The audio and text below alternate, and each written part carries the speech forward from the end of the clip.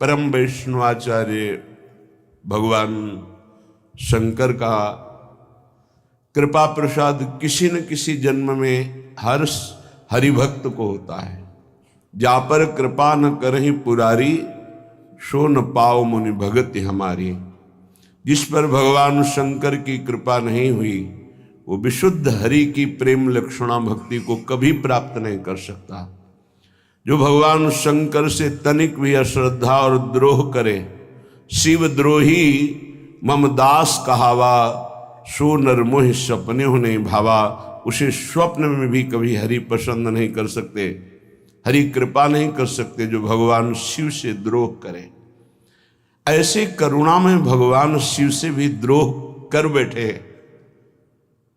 दक्ष प्रजापति। प्रसंग बड़ा शिक्षास्पद है। जब किसी को पद मिलता है तो पदाभिमान से रहित होना ये केवल भगवत कृपा का ही स्वरूप है। अन्यथा कोई भी पद हो वो पद अभिमान प्रकट कर देता है। को नरयस जन्मा जग माही, प्रभुता पाही जाहि मद नाही। कौन ऐसा इस संसार में जन्म लिया जिसको पद मिला हो और अभिमान न हो। वो हम अमुक एक गर्व बना रहता है। विदुर जी ने पूछा, इतने उच्च पद में विराजमान प्रजापति पद, ये ब्रह्मा जी के समान सम्माननीय पद होता है। प्रजापति सबसे बड़े ब्रह्मा जी हैं। तो दक्ष को प्रजापति पद मिला। इतने बड़े ज्ञानी, इतने बड़े प्रजा के रक्षक, इन्होंने भगवान शिव से द्रोह क्यों कर लिया? विदुर जी ने प्रश्न किया। जिन्होंने अपनी परम सुंदरी, परम ज्ञानमयी, जिनका नाम सती जी था, उनका ब्याह भगवान शंकर से किया। फिर भगवान शंकर से हमने सुना कि उन्होंने द्रोह किया तो कस्तम चराचर गुरुम निर्वैरम शांत विग्रहम। क्या करे, पुरानी दोस्ती है वो, इसीलिए मनाना पड़ा था। जब यहां तो मनाना पड़ा था कि आप कृपा करके अपने इस लीला को जब इधर भेजा है, तो नहीं तो चित्त जब आसक्त हो जाता है उसको हटाना बड़ा कठिन होता है।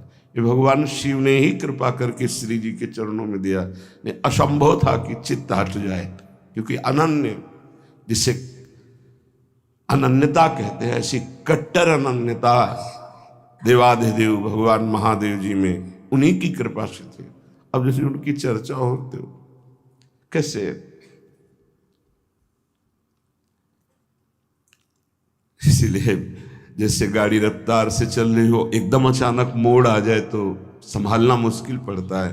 ऐसी ही अपनी जो सहज चर्चा चल रही उसमें जैसे अचानक ही मोड़ आया कि शिव चरित्र तो चराचर गुरुम निर्वैरम शांत विग्रहम। और हरि की जरा सी भी भक्ति हृदय में आ जाए तो ये छाए रहते हैं, अपने आप छाए रहते हैं, बिना बुलाए छाए रहते हैं। जैसे मार्कंडेय जी हरि के ध्यान में मगन थे तो भगवान शिव और अम्बा साथ आकर के आंख ही नहीं खोला, ध्यान में जाके प्रवेश कर गए। वहां हरि का ध्यान, अंतर ध्यान, और देखा देवादिदेव महादेव, आंख खोला, सामने देखा। तो कहा, प्रभु हमने तो आपका चिंतन भी नहीं किया। तो बोले, हमारे प्राण प्यारे हरि की जो आराधना करता है मैं बिना बुलाए आ जाता हूं, उसको बिना बुलाए कृतार्थ कर देता हूं। कष्टम, ऐसे करुणा में, कर्पूर गौरम करुणावतारम, बड़े करुणा में, यद्यपि महान रुद्र हैं आवेश में आ जाए तो त्रिभुवन को भस्म करने में सेकंड न लगे, तीसरा नेत्र खुले सब भस्म हो जाए, खुलते ही भस्म हो जाए। यद्यपि इतने रुद्र हैं और बड़ा ही सरल स्वरूप है। कर्पूर गौरम करुणा अवतार, करुणा का साक्षात हरि की करुणा मूर्तिमान शिव रूप में विराजमान है। कस्तम चराचरम गुरुम, ऐसा कैसे हो सकता है कि चराचर के गुरु भगवान शिव से कोई विरोध कर ले। निर्वैरम, जो सदैव निर्वैर स्थिति में रहते हैं। शांत विग्रहम, जो सदैव शांत स्वरूप में स्थित रहते हैं। आत्मा रामम, जो बोध संपन्न है, जिनको किंचित मात्र भ्रम नहीं, वो द्वेष कैसे, और जिनका किसी से द्वेष नहीं, उनकी निंदा कैसे हो सकती, उनसे वैर कैसे हो सकता है। आत्मा रामम कथम द्वेष्टि जगतो दैवतम महत, भला ऐसे महान से वैर कैसे किया जा सकता है जो चराचर का गुरु है, वैर रहित है, शांत मूर्ति है, आत्मा राम है, जगत के परम आराध्य देवाधिदेव है, उनसे वैर कैसे। फिर दक्ष ने तो अपनी पुत्री ब्याही थी, वो तो उनके वैसे ही परम पूज्य हैं। मैं सुनना चाहता हूं कि ऐसा क्या हुआ कि परम पावन भगवान शिव से दक्ष ने द्रोह कर लिया, और अंत में सुना कि भगवती सती जी ने अपने शरीर का यज्ञाग्नि में बलि दे देना, संपूर्ण यज्ञ का विनाश हो जाना। ऐसा क्या हुआ। मैत्रेय जी बहुत बड़े महापुरुष हैं, त्रिकालज्ञ महापुरुष हैं। वो कह रहे हैं, पुरा विश्व सृजाम सत्रे समेता परमर्षयः तथा मर्गणा सर्वे शानुगा मुनयुग्नयः। विदुर जी, एक बार का एक प्रसंग है कि जब दक्ष जी को पद मिला, प्रजापति पद, तो सभा लगी, बड़े बड़े देवता, ऋषि, मुनि, अग्नि, वायु आदि प्रधान देवता अपने अनुयायियों के साथ उस सभा में एकत्रित हुए। अब उस सभा में महान पद प्राप्त किए हुए दक्ष प्रजापति प्रवेश किए, जैसे मानो तेजो में भुवन भास्कर पधार रहे हों, क्योंकि प्रजापति पद तो उस पद की योग्यता भगवान देते हैं, उस पद की सामर्थ्य देते हैं। उस विशाल सभा भवन का अंधकार दूर करते हुए भुवन भास्कर की तरह तेज से प्रकाशित दक्ष प्रजापति पधारे। उनको आता देखकर संपूर्ण सभा हाथ जोड़कर खड़ी हो गई, क्योंकि पद ऐसा है, केवल ब्रह्मा जी नहीं खड़े हुए और महादेव जी नहीं खड़े हुए, और सब जितने देवता, जितने लोकपाल, गंधर्व, सब खड़े हो गए। ऐसा तेज था कि हाथ जोड़कर प्रभावित होकर सब खड़े हो गए। समस्त सभासदों से भली भांति सम्मान प्राप्त हुआ। स्तवन बंदन महान तेजस्वी दक्ष ने दृष्टि डाली, ये दोनों ही खड़े हुए, भगवान ब्रह्मा जी और देवाधिदेव महादेव। ब्रह्मा जी को तो प्रणाम किया, क्योंकि प्रधान प्रजापति वही हैं, तो पद से भी और सृष्टि के रचयिता भी हैं, इसलिए उनको सबसे बड़े पूर्वज कहा गया है। प्रपितामह, सबसे बड़े प्रपितामह ब्रह्मा जी हैं। ब्रह्मा जी को प्रणाम किया, आसन ग्रहण किया दक्ष ने। महादेव जी शांत बैठे थे, न प्रणाम, न नमस्कार, न हाथ जोड़ना, कोई चेष्टा नहीं। दृष्टि गई महादेव जी के ऊपर तो देखा कि किसी भी तरह का कोई आदर, सत्कार, नमस्कार, प्रणाम कुछ नहीं। जिससे ब्रह्मबोध हो जाता है वो बाहरी व्यवहार नहीं करता, ये तो साक्षात ब्रह्म है। एक बार पूज्यपाद श्री उड़िया बाबा जी महाराज प्रभुदत्त ब्रह्मचारी जी ने उत्सव किया था, उसमें हरि बाबा, उड़िया बाबा पधारे हैं।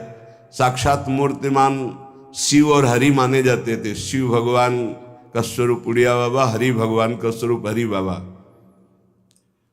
उड़िया बाबा जी आश्रम में बैठे हुए थे तो स्वामी एक रसानंद जी महाराज, जिनके 60 शिष्य ब्रह्मबोध प्राप्त थे, बड़ी महिमा थी, 80 वर्ष की अवस्था होगी, जो सुना उड़िया बाबा आए हैं तो समीप आए, तो ना आसन से खड़े हुए, ना हाथ जोड़ा, ना प्रणाम, ना कुछ नहीं, कोई मुद्रा नहीं, किसी भी तरह का कोई व्यवहार नहीं। वो आए, बैठ गए, थोड़ी देर बैठे रहे, अपने शिष्यों के साथ चले गए। ऐसे बाबा प्रभुदत्त ब्रह्मचारी जी आए, बोले समाज को अच्छा नहीं लगा बाबा। क्या? बाबा ने कहा क्या? बोले एक रसानंद जी आए थे, आपने प्रणाम नहीं किया, आप खड़े नहीं हुए, आपने हाथ नहीं जोड़ा, बहुत बड़े महापुरुष हैं उनका, तो ये किसी को भी यहाँ अच्छा नहीं लगा।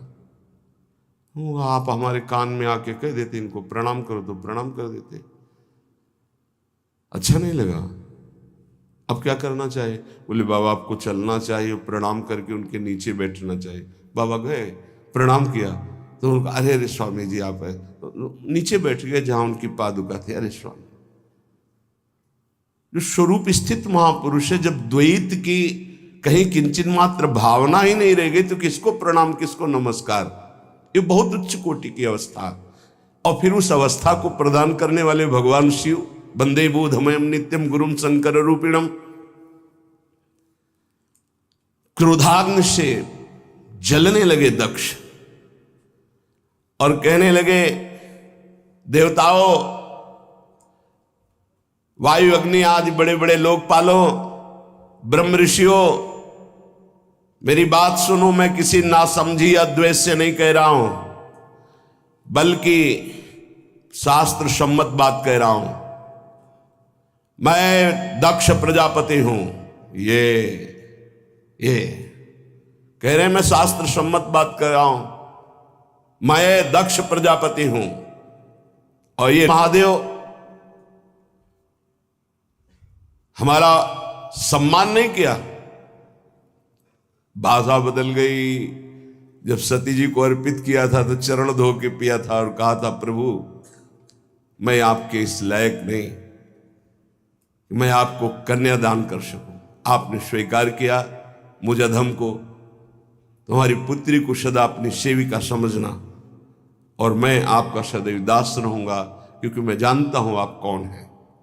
ये दक्ष प्रजापति बनने के पहले की भाषा थी। और जब प्रजापति बने तो शब्द उनका निकला, सूर्यताम ब्रह्मर्षयो मे सहदेवा सहग्नया साधूनाम ब्रूतो वृत्तम नाज्ञानान च मत्सरात। मैं कोई मत्सरता से या ज्ञान से नहीं बोल रहा हूं। अयम तु लोकपालानाम यशोग्नो निरपत प्रहा सद्भिराचरिता पंथा येन स्तीपदेन दूषिता। महादेव समस्त लोकपालों की कीर्ति को धूल में मिला रहा है। देखो, एस में शिष्यताम प्राप्तो यन्मे दुहितुरग्रहित, ये मेरे शिष्य के समान है। ले जगत गुरु भगवान शिष्य के समान है। क्या बुद्धि भ्रष्ट हो जाती है पद से। घमंड स्वयं में है तो महादेव जी में। ये घमंड करके सत्पुरुषों के आचरणों का लांछन कर रहा है, मिटिया मेट कर रहा है। खड़े होकर मेरा सत्कार नहीं किया। मैंने अपनी परम सुंदरी पुत्री सती इसे प्रदान की। पाणिम विप्राग्नि मुखतः सावित्र्या इव साधुवत। कितनी सुंदर सुशील, अग्नि को साक्षी करके इसको पाणी ग्रहण किया। ये है कौन? पाणी मर्कट लोचना, मेरी पुत्री गृहीत्वा मृग सवाक्षया, मृग शावक के जैसे नेत्रों वाली सुंदरी। और ये कैसे कठोर शब्दों का प्रयोग किया। पाणी मर्कट लोचना, बंदर के से नेत्र वाले को इसका अधिकार था मेरी पुत्री लेने का, पर मैंने दिया मेरी उदारता। ये मेरे शिष्य के समान है। उचित था ये सबसे आगे आकर उठकर मुझे प्रणाम करता, मेरा स्वागत करता। इसलिए वाणी से भी कुछ नहीं, नेत्रों से भी कुछ नहीं। बड़ी गलती हो गई। जैसे अनाधिकारी को वेद, ऐसे इसको मैंने अपनी पुत्री प्रदान कर दी। ये भावी ही समझो नहीं, बिल्कुल अधिकारी नहीं मेरी पुत्री के योग्य। सत्कर्म का लोप कर दिया। बड़ा घमंड में बड़ा दोष उत्पन्न हो जाता है। अहंकार इसीलिए सर्वनाश की जड़ कही गई है। ये अभिमान करके बैठा रहा, धर्म की मर्यादा को तोड़ रहा है, प्रेतों का निवासी, स्मशान में विचरण करने वाला, भूतों का मित्र, पागल। अब अभिमान हो गया है तो बोलते चले जा रहे हैं। बाल बिखेरे दिगंबर भटकता रहता है, कभी हंसता है कभी रोता है, सारे शरीर पर चिता की भस्म लगाए रहता है। चिता भस्म कृतस्नारः प्रेतक स्नस्ति भूषण, अस्थि के भूषण धारण करता है, चिता की राख लगाता है। चिता भस्मालेपो गरल मसनम दिक्पट धरो जटाधारी कंठे भुजगपतिहारी पशुपति कपाली भूतेषु। ये सारे शरीर में हड्डियों के गहने पहनता है। नाम भर का शिव, वैसे तो पूरा अशिव, अमंगल, मतवाला, तमोगुणी। मैंने केवल ब्रह्मा जी के बहकावे में आकर अपनी पुत्री दे दी इस आचारहीन को, ऐसे स्वभाव वाले को जो कदापि नहीं देनी चाहिए थी। महादेव जी को ऐसे बुरा भला जब कहने लगे तो सब ब्रह्म ऋषि खड़े हुए। क्या बोल रहे, तुम्हारी बुद्धि भ्रष्ट है? देवाधिदेव महादेव जी को क्या बोल रहे हो? दक्ष का क्रोध का पारा और भी चढ़ गया, हाथ में जल लिया और कहा, ये देवताओं में महादेव सबसे बड़ा माना जाता है, पर इसने आज मेरा अपमान किया है, इसलिए आज मैं शाप देता हूं। इंद्र, उपेंद्र, लोकपाल, देवताओं की किसी भी सभा में, यज्ञ में इसका सम्मान न हो, यज्ञ भाग से इसे वंचित कर दिया जाए। दंड विधान साप प्रजापति। आज से किसी भी लोकपालों के साथ, वायु, अग्नि, इंद्रादि, उपेंद्रादि देवताओं के साथ ही बैठकर यज्ञ भाग नहीं लेगा, मैं शाप देता हूं। उपस्थित बड़े बड़े ब्रह्म ऋषियों ने कोलाहल किया, अरे तुम्हारी बुद्धि नष्ट हो गई, ऐसा कैसे बोल दिया आपने? महादेव जी को कोई मतलब नहीं, कोई मतलब नहीं, शांत। ये है ब्रह्म स्थिति, शांत बैठे हैं। महादेव जी को जब शाप दे दिया, अत्यंत क्रोध में भर करके फिर सभा में बैठने की ताकत नहीं रह गई। क्यों? शक्तिहीन हो गए। ऐसे प्रभु को जब शाप दिया तो शक्तिहीन हो गए, वहां से कांपते हुए वापस हुए। नंदिकेश्वर वहीं बैठे हुए थे। नंदीश्वर जी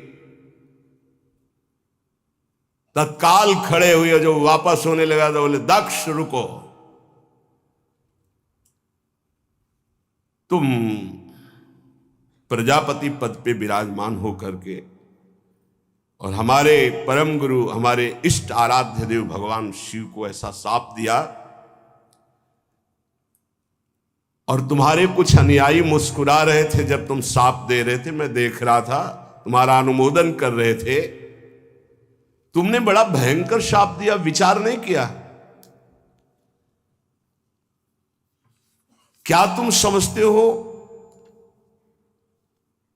कि भगवान शंकर तुम्हें दंड देने में असमर्थ हैं?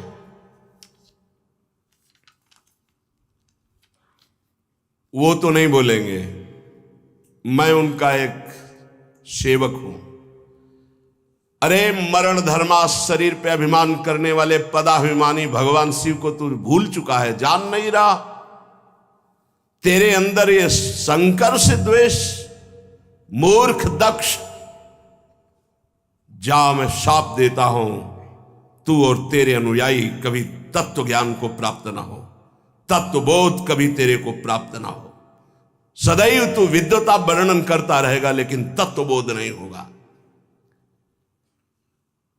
तू इन यज्ञों के द्वारा अक्षय पुण्य जो प्राप्त करता है, तो वेदों के अर्थवाक्य से सदैव मोहित रहे, विवेक भ्रष्ट हो जा और विषय सुख में ही तो रमण कर, ये मैं साफ देता हूं।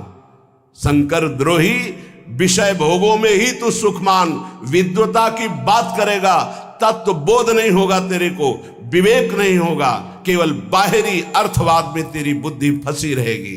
कपट धर्म का आश्रय लेगा, विषयों में आसक्त रहेगा, कर्म कांड प्रधान रहेगा, देह बुद्धि तेरे में रहेगी, आत्मभाव का कभी तेरे अंदर चिंतन नहीं आएगा। जा तू अपने स्वरूप को विस्मृत होने वाले अज्ञान को प्राप्त हो जा। साक्षात भगवान शिव को अपमानित करने वाला कभी ज्ञान प्राप्त कर सकता है? जा तू स्त्री लंपट हो जा, जा तेरा मुख जिससे साप दिया है कुछ ही समय में बकरे का हो जाए। मूर्ख, कर्ममयी अविद्या को तू विद्या समझता है, सांसारिक पदों को तू शाश्वत समझता है।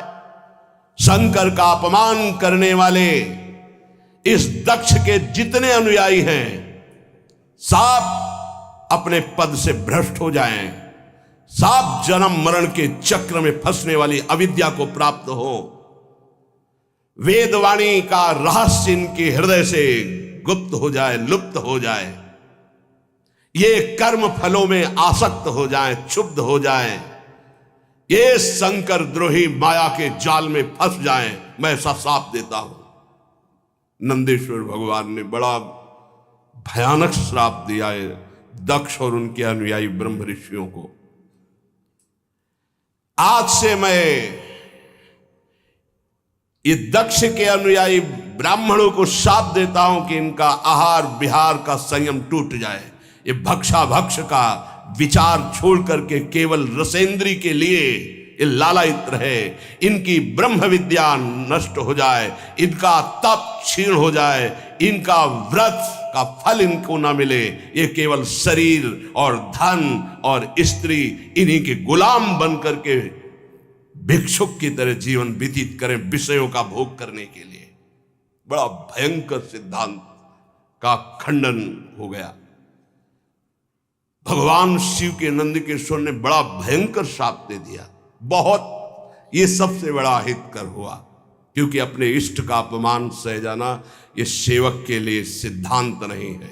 जहां ऐसा हो वहां या तो कान में अंगुली डाल के निकल जाए या इष्ट और गुरु की निंदा करने वाले का दंड विधान करे, ऐसा शास्त्रीय आदेश। जीव ही नंदीश्वर से ऐसा साप सुना, संपूर्ण जो ऋषि व्याकुल हो गए, जो दक्ष के पक्ष में थे। उनमें भृगु जी खड़े हुए और कहा, ब्रह्म ऋषियों को तुमने शक्तिहीन समझ रखा है, तुमने तो ब्रह्मदंड का प्रयोग कर दिया, समस्त ब्राह्मणों को जो दक्ष के अनुयायी है कितना बुरा शाप दे दिया। तो जाओ मैं शाप देता। बड़े कमंडल उठ गए भाई, वो अपने जल लिए, मैं शाप देता हूं। शास्त्र के विरुद्ध भेष धारण करने वाले और पाखंड का सेवन करने वाले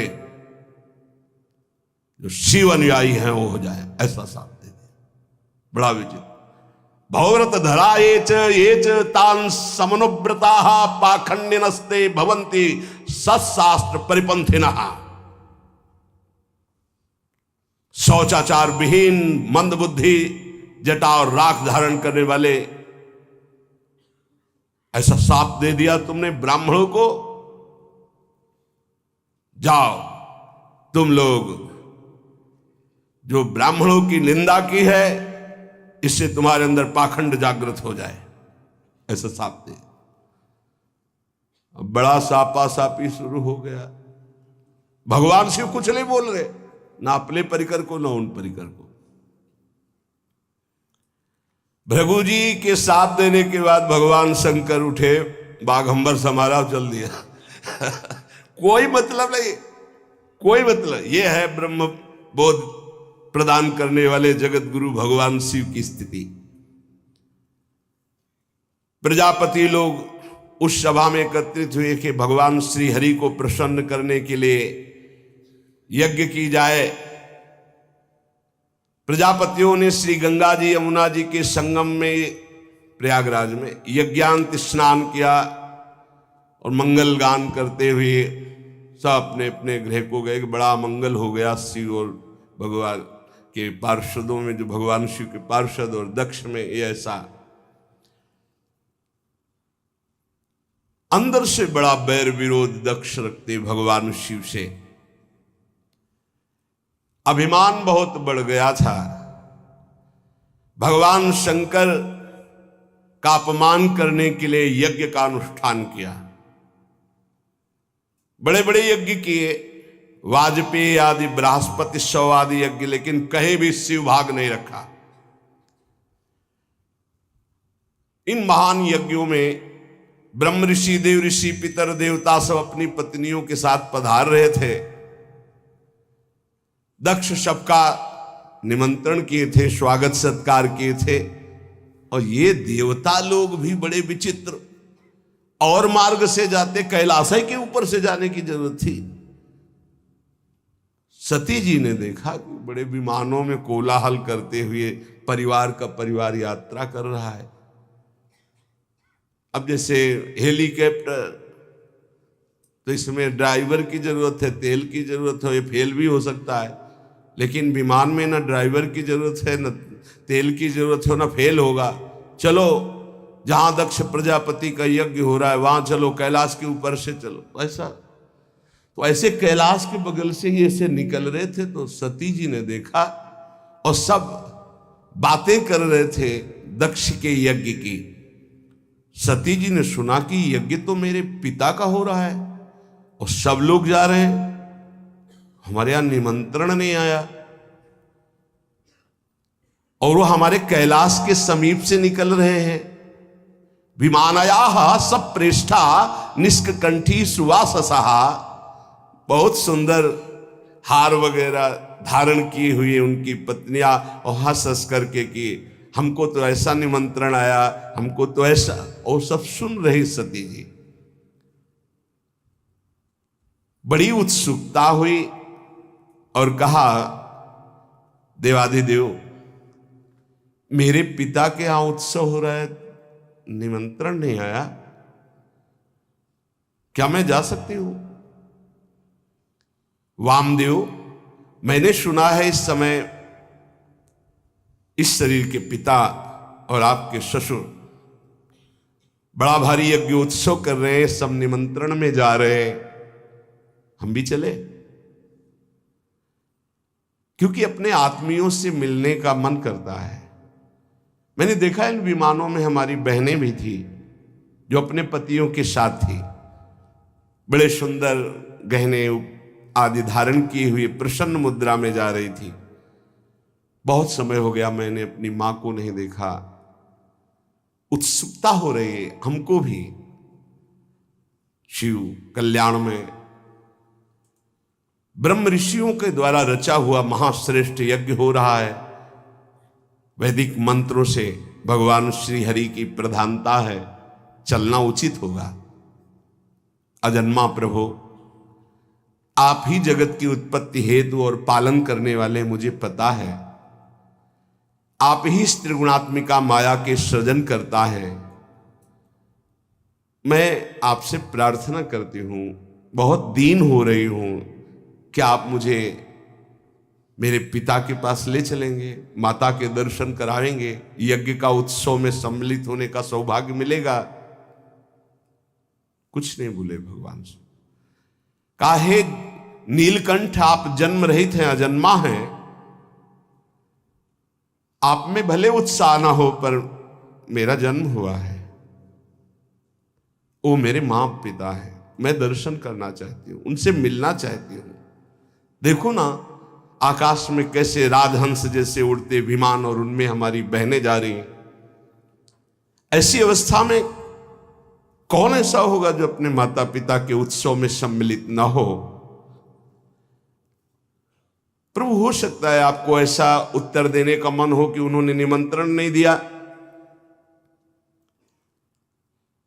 तो पति के गृह, गुरु के पास और माता पिता के यहां बिना निमंत्रण के जाना चाहिए, शास्त्रीय सिद्धांत है।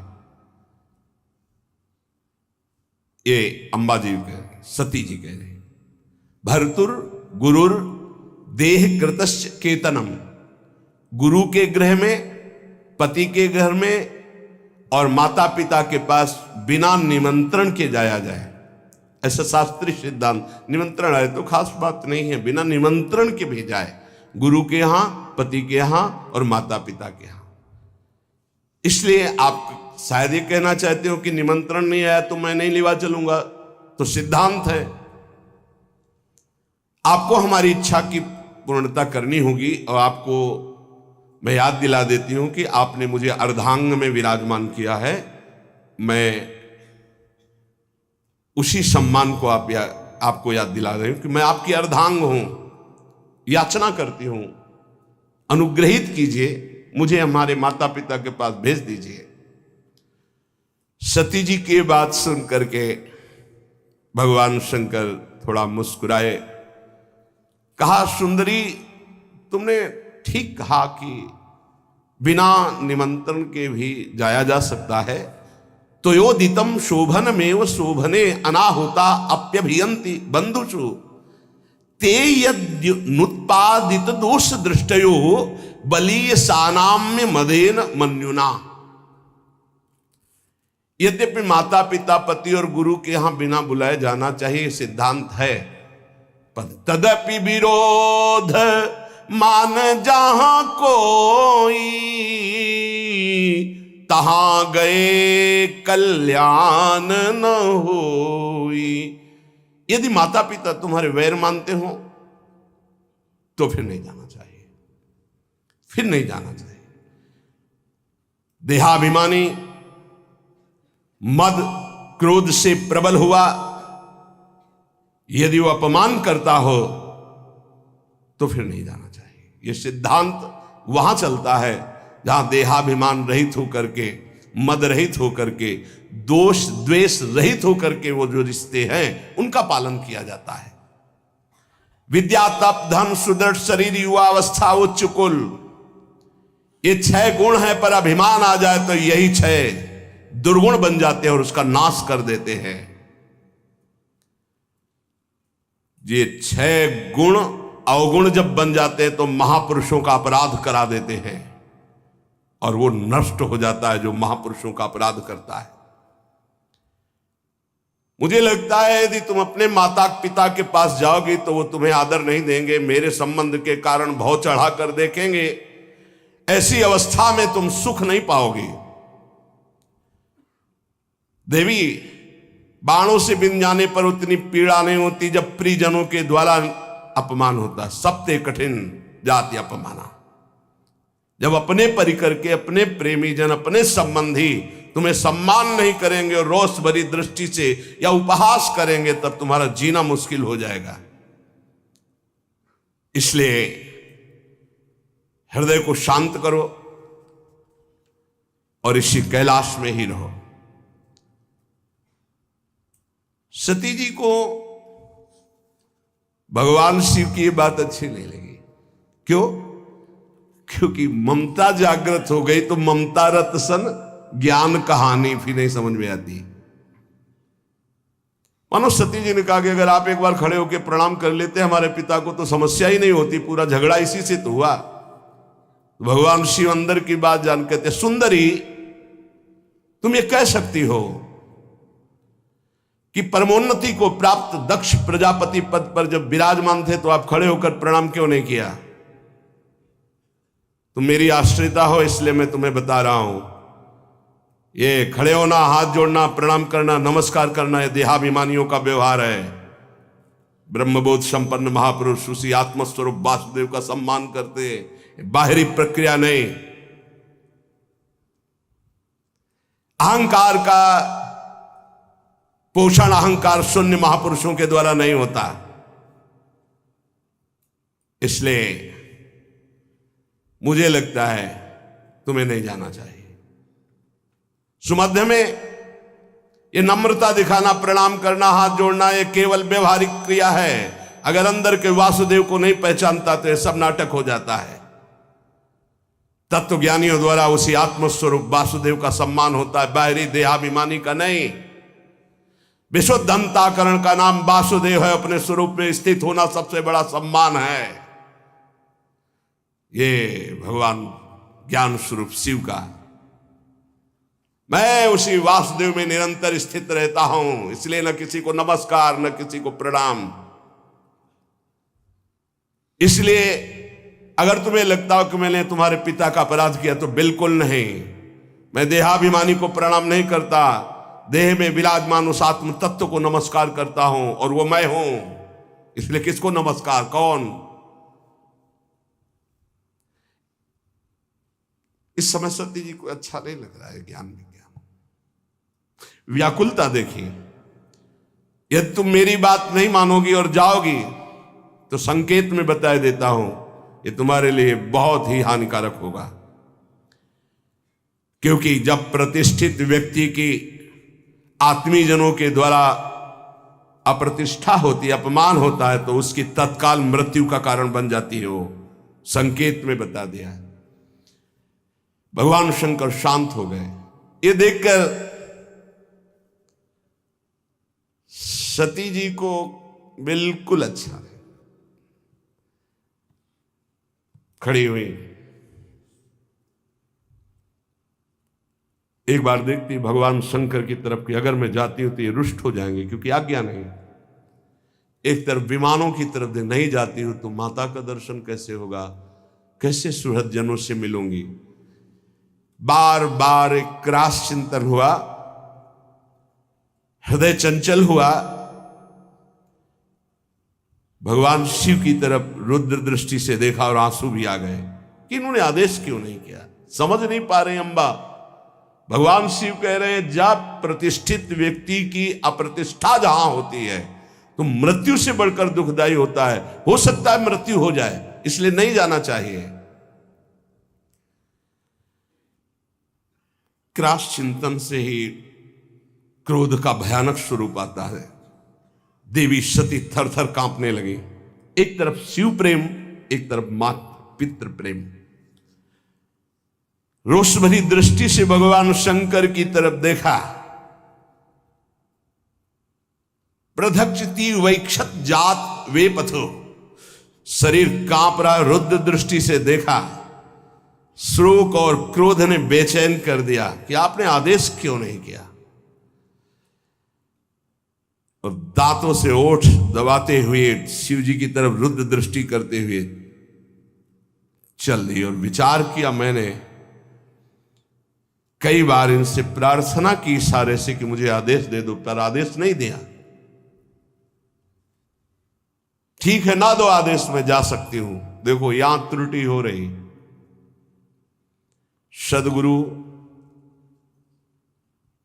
प्रिय प्राणपति, पूज्यजन, बिना इनकी आज्ञा के कदम नहीं रखना चाहिए। अगर आज्ञा नहीं है तो बड़ा मंगल है यदि कदम रख दोगे। लंबी लंबी सांस खींची, भगवान शिव की तरफ देखा और चल पड़े अपने पिता के घर अकेले। महादेव जी ने मणिमान नामक अपने पार्षद को बुलाया और कहा, 10,000 शिव पार्षदों को साथ लो, सुंदर पालकी तैयार करो, बड़ी भारी यक्षों की सेना साथ होनी चाहिए और इनका अनुगमन करो। जाओ पीछे सती जी। तत्काल सुंदर पालकी की रचना सती जी को विराजमान किया। 10,000 भगवान शिव के पार्षद और हजारों की संख्या में यक्ष सैनिक, क्योंकि कुबेर मित्र हैं भगवान शिव के। नंदिकेश्वर ने कहा, प्रभु पालकी से अच्छा रहेगा, मुझे आदेश कीजिए।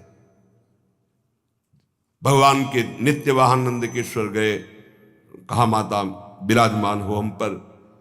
मैना पक्षी, गेंद, दर्पण, कमल, समस्त राज सामग्रियां, छत्र, चंवर, शंख, दुंदुभी आदि बजने लगी, चंवर डुलने लगे और अंबा जी विराजमान होकर अपने पिता के घर जा रही, बिना आदेश के, गुस्सा होकर।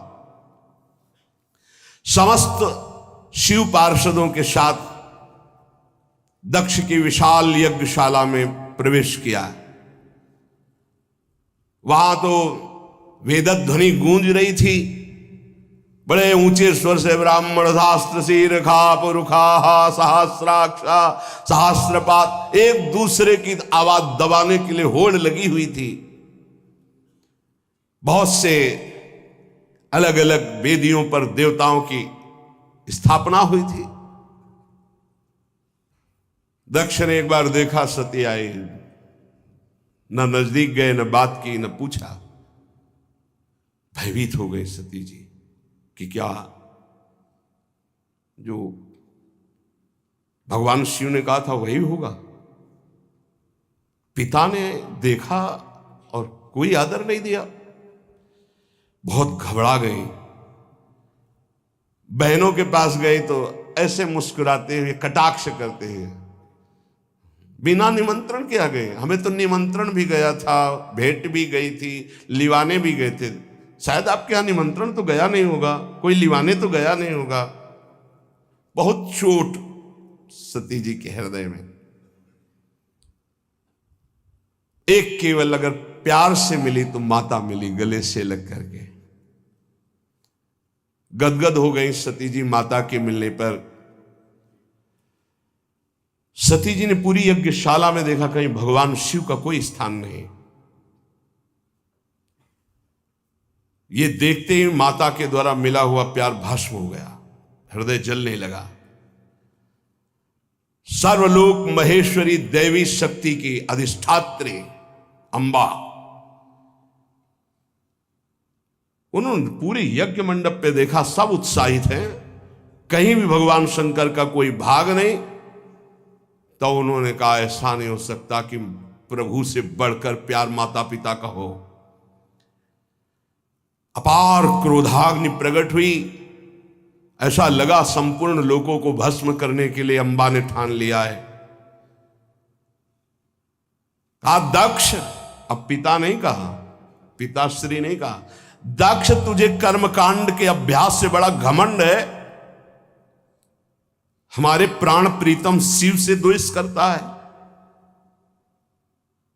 सती जी का ऐसा बोलना हुआ कि शिव पार्षद टूट पड़े ब्रह्म ऋषियों पर यज्ञ विध्वंस करने के लिए।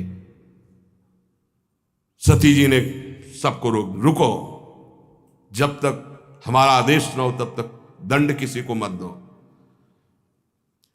सती जी ने कहा भगवान शंकर परम करुणा में, उनसे तू द्वेष करता है।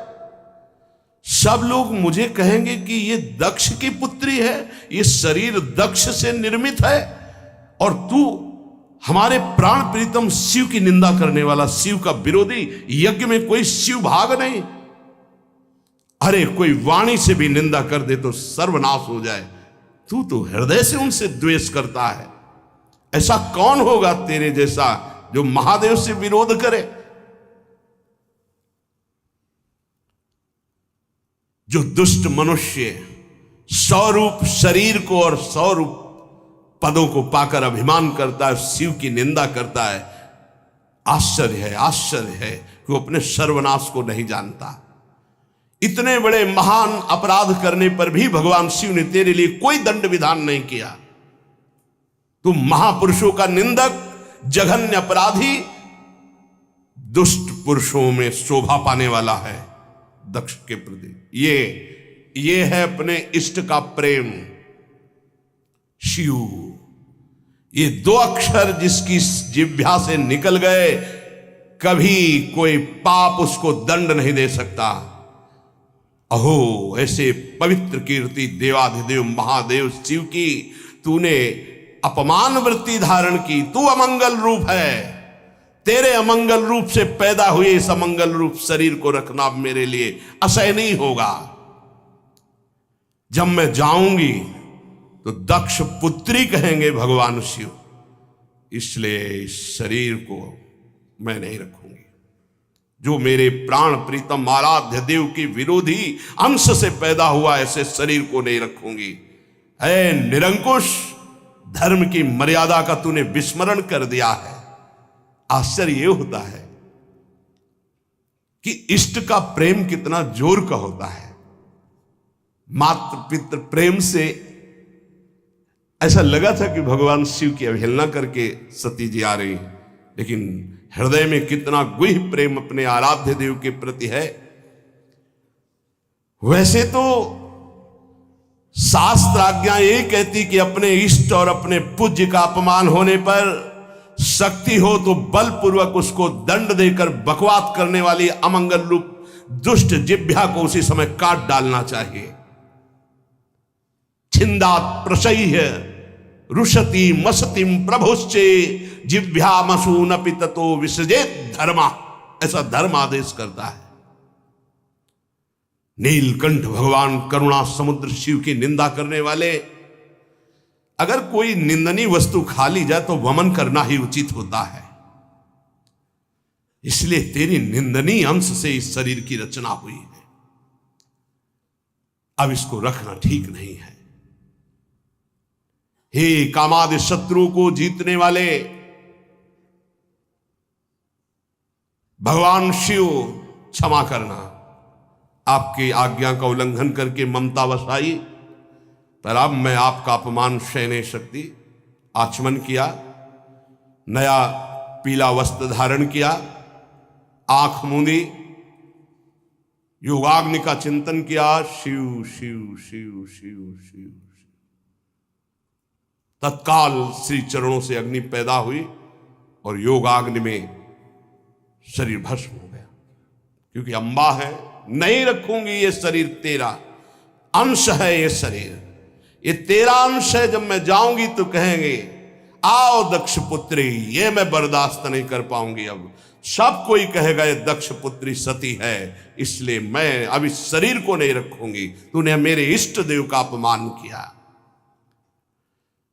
जिस शरीर को भगवान शिव वामांग में विराजमान करते थे, महामनस्विनी सती ने तत्काल अग्नि की धारणा की, देखते देखते सबके बीच में भस्म हो गया शरीर। अब तो हाहाकार मच गया, क्योंकि रोकने वाले अब कोई थे नहीं। पार्षदों को सती जी ने ही रोका, भारी विध्वंस मचाना शुरू कर दिया। पर मंत्रों में बड़ी सामर्थ्य होती है। ब्रह्म ऋषियों ने तत्काल मंत्र बल से सब शिव पार्षदों को रोक और अधजली लकड़ियों से पिटाई शुरू की। मंत्रों का बल और आक्रमण का वेग ब्रह्म ऋषियों का बहुत बड़ा होता है। ब्रह्म बल, भाग पड़े शिव पार्षद। अपहतम रक्षम, ब्रह्म ऋषियों ने उच्चारण किया। ऐसे मंत्र का उच्चारण करके आहुति दी तो यज्ञ कुंड से ऋभु नाम के महान प्रतापी दैवी शक्ति संपन्न प्रकट हुए, शिव पार्षदों को मार मार के खदेड़ना प्रारंभ कर दिया। यज्ञ विध्वंस नहीं कर सकते। ब्रह्म तेज संपन्न उन ऋभुओं की आक्रमण शक्ति इतनी प्रबल हुई, भाग करके शिव पार्षद कैलाश में आए। इधर देवर्षि नारद जी पहले ही पधार चुके थे। देवाधिदेव महादेव जी की वंदना करके पूरी की पूरी सूचना तत्काल, अभी दक्ष के यज्ञ में सती जी ने योगाग्नि में शरीर भस्म कर दिया।